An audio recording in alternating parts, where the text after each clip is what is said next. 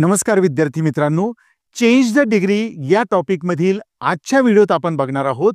जर दिलेलं वाक्य पॉझिटिव्ह डिग्री मध्ये असेल तर त्याचं कंपॅरेटिव्ह डिग्री मध्ये रूपांतर कसं करायचं. त्यासाठी रचना आहे बघा. दुसरे नाम, सहाय्यकारी क्रियापद, नॉट, विशेषणाचं दुसरं रूप, दॅन आणि पहिले नाम. या रचनेप्रमाणे शब्द टाकले की आपलं उत्तर अगदी सहजपणे तयार होणार आहे. तर एक्झाम्पल बघा. Anil is as strong as Sunil.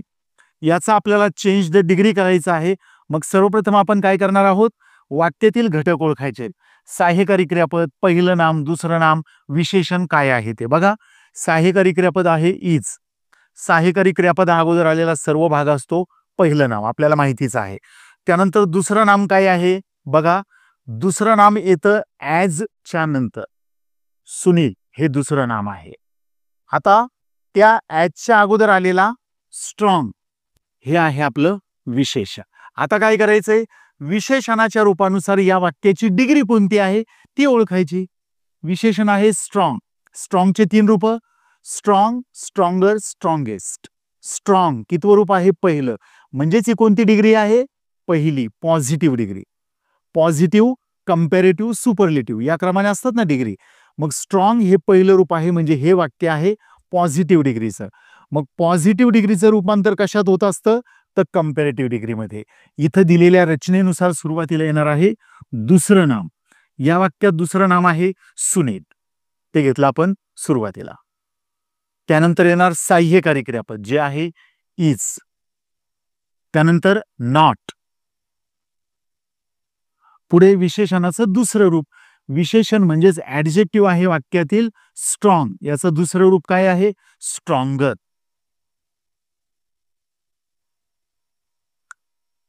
त्यानंतर येणार आहे दॅन.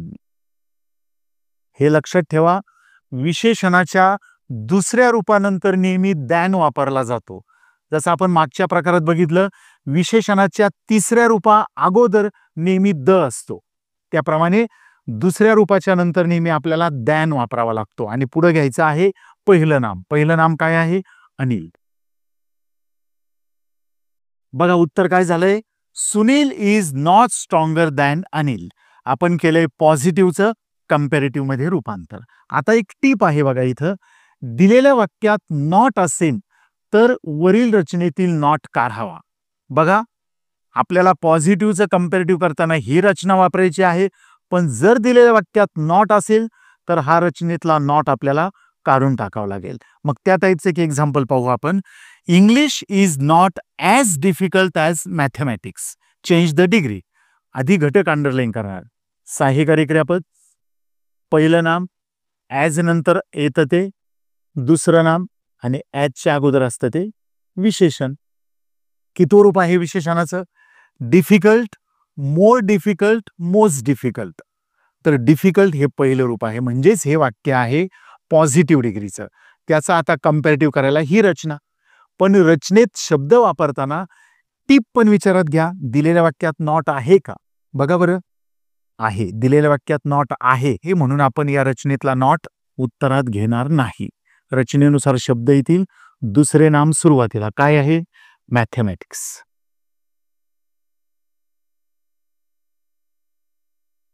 त्यानंतर सहाय्यकारी क्रियापद इज. पुढे नॉट, पण दिलेल्या वाक्यात नॉट आहे म्हणून हा नॉट घ्यायचा नाही. पुढे विशेषणाचं दुसरं रूप, डिफिकल्टचं दुसरं, मोर डिफिकल्ट.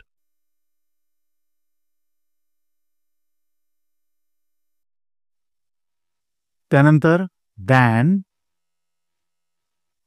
आणि शेवटी घ्यायचे पहिलं नाम जे आहे इंग्लिश. झाले उत्तर. Mathematics is more difficult than English. पॉझिटिव्हचं कंपॅरेटिव्ह डिग्री बनवलेलं आहे. समजलंय. आता यानंतर पुढच्या पार्टमध्ये आपण चेंज द डिग्रीचा लास्ट असणारा म्हणजेच सुपरलेटिव्ह डिग्रीचं कंपॅरेटिव्ह डिग्रीत रूपांतर कसं करायचं हे आपण पुढच्या पार्टमध्ये बघणार आहोत. Okay, thank you.